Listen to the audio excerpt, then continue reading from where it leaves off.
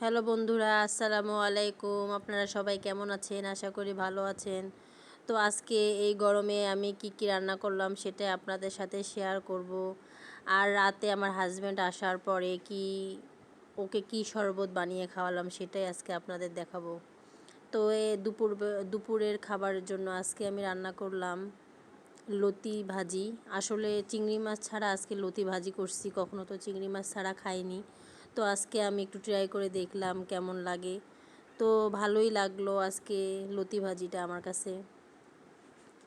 এদিক দিয়ে আমি লতিটা ভাজি করে নিলাম। তো লতিটা বসায় দেওয়ার পর আমি কোনো পানি ব্যবহার করিনি এখানে। যা পানি বের হয়েছে তা দিয়ে আমি লতিটা সুন্দর করে ভেজে নিছি। তো লতিটা অনেক সুন্দর হয়েছে ভাজি, ভালোই লাগছে আমার কাছে খেতে।